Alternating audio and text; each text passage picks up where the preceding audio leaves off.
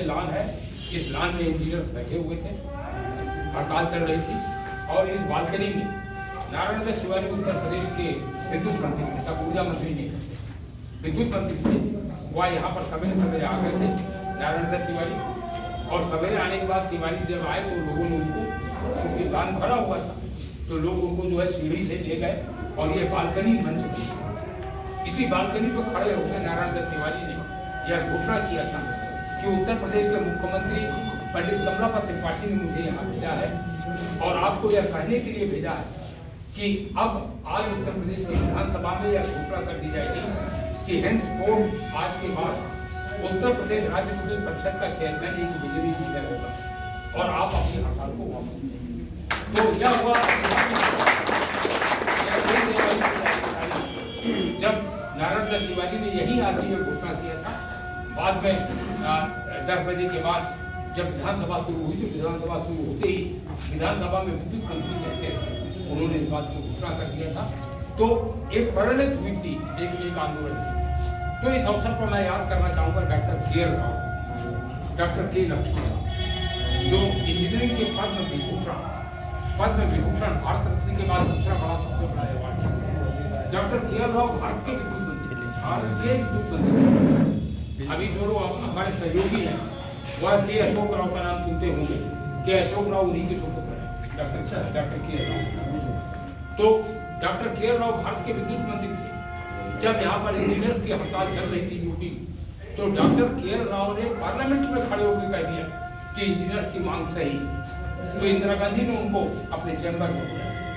इंदिरा गांधी प्रधानमंत्री थी भारत की, उन्होंने अपने चैम्बर में बुलाया और उन्होंने कहा कि you are power minister doctor Rao, क्या कर रहे हैं आप देश के विद्युत मंत्री हैं और आप पार्लियामेंट में बैठ के मिनिस्टर होकर एक हड़ताल का समर्थन कर रहे हैं। तो डॉक्टर के राव ने इंदिरा जी को कहा, मैंने हड़ताल का समर्थन नहीं किया, मैंने एक नीति का समर्थन किया। मैंने कहा इंजीनियर्स की मांग की बिजली उद्योग में एक बिजली इंजीनियर चेयरमैन हो, इसमें क्या गलत है। मैंने ये नहीं कहा को हड़ताल का बहस ठीक कर रहा है, मैंने कहा उनकी मांग सही। तो इंदिरा गांधी को उन्होंने समझाया।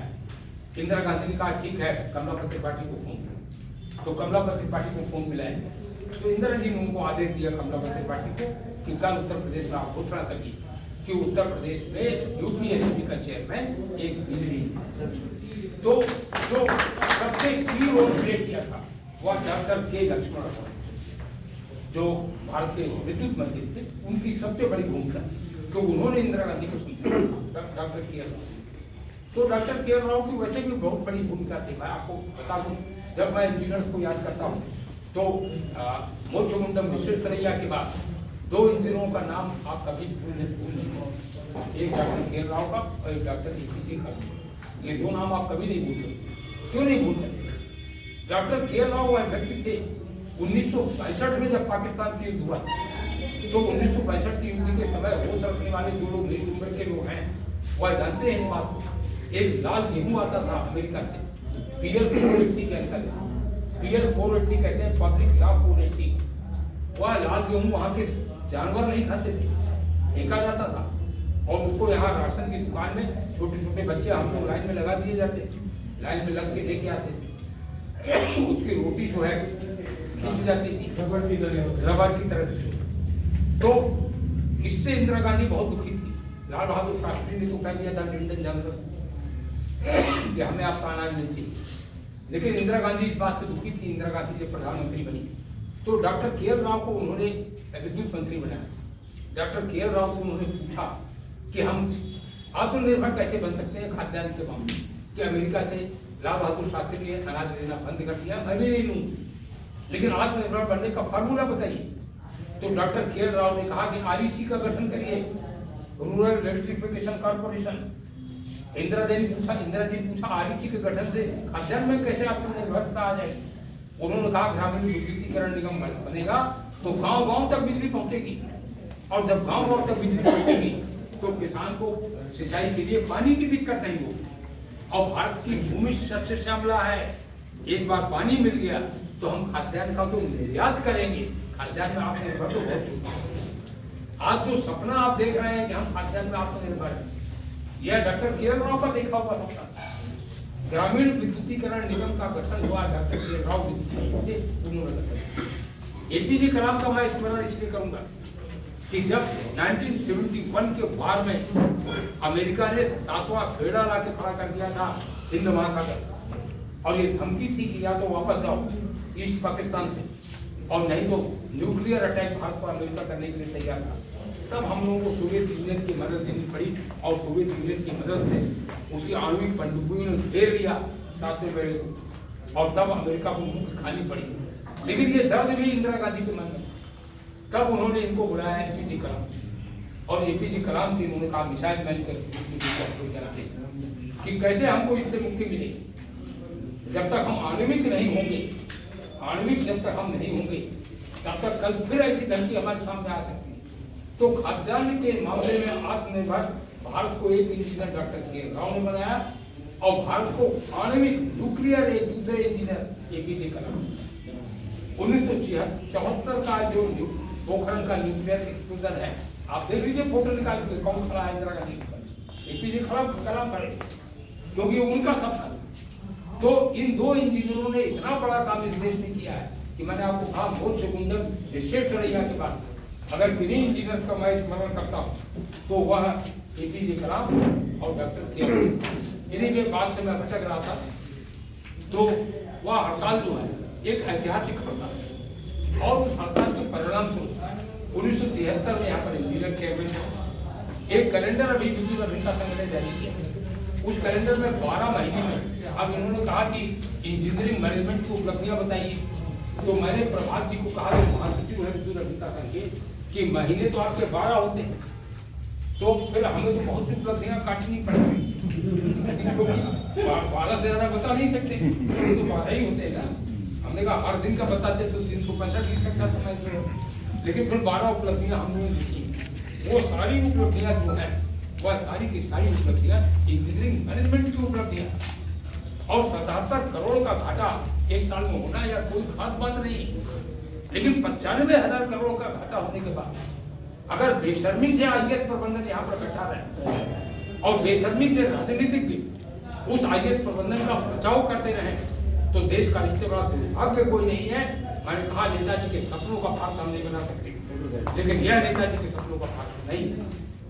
नेताजी ने खुद एक ब्यूरोक्रेटिक जॉब को एक दिन के लिए मिली, उन्होंने आईएएस से पत्र दिया, जो वो मानते थे इसको कि एक आज्ञाकारी नौकर बनना, यह नौकरी बेहतर नहीं, और वही नौकरी करने वाले I am safe and I am fit everywhere.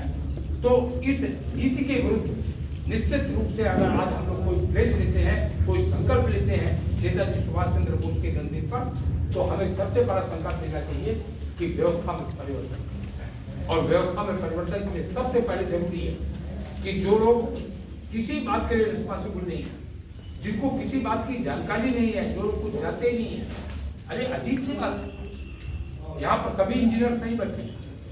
जब ग्रिड फेल हो जाता है तो हम लोग रिहंड में हमारा हाइडल पावर स्टेशन है, उससे बिजली लेते हैं, तो वो बहुत जल्दी चल जाता है, 1 मिनट में चल जाता है, रिहंड का जरूरत नहीं है, उसको कहते हैं जूस ले।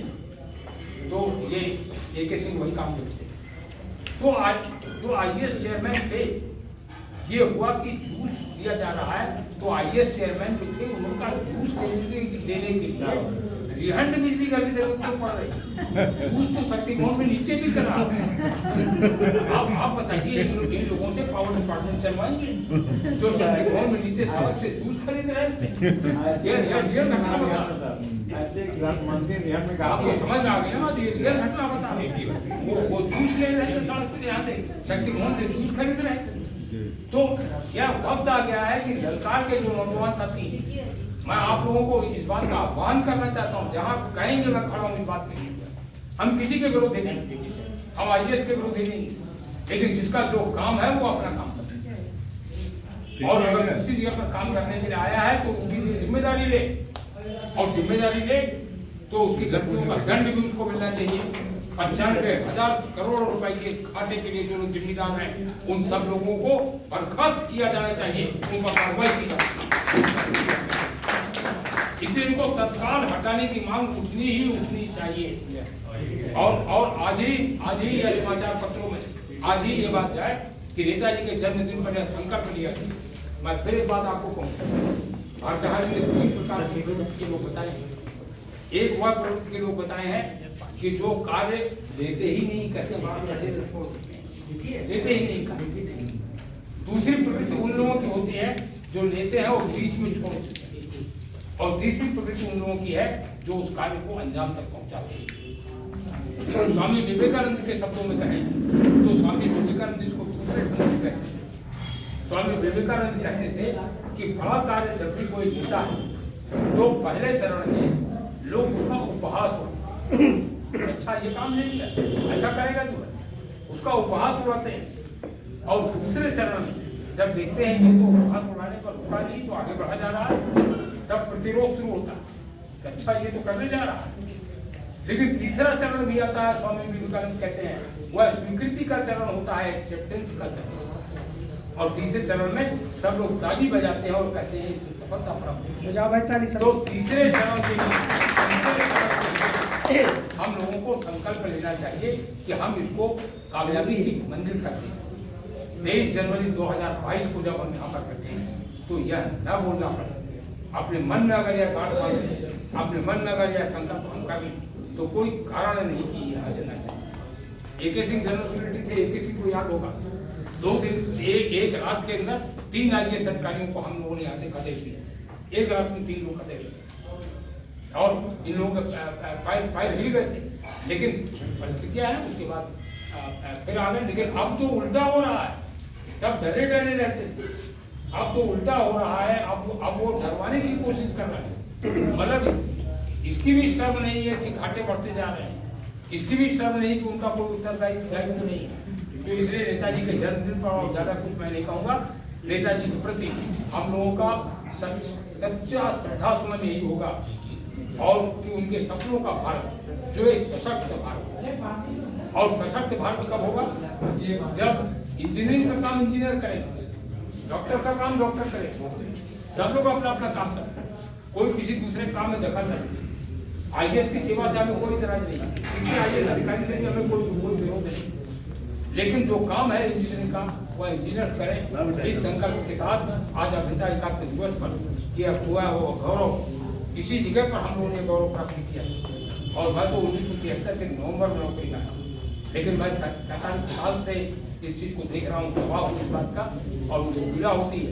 तो हम लोग अगर संकल्प लें, चाहे कोई भी बलिदान क्यों न कर रहा है, मैंने आपको कहा, नेताजी ने कहा बिना उद्देश्य की जीवन व्यर्थ, उद्देश्य के रास्ते में बिना संघर्ष के जीवन व्यर्थ, संघर्ष के रास्ते में बिना बलिदान की जीवन व्यर्थ। तो उद्देश्य, संघर्ष और बलिदान, इस संकल्प के साथ आज नेताजी के जन्मदिन पर अभियंता एकात्म दिवस की सभी को शुभकामनाएं देते हुए अपनी बात को विराम देता हूँ। धन्यवाद, जय हिंद। और इसी के साथ आज की सभा की समाप्ति करता हूँ।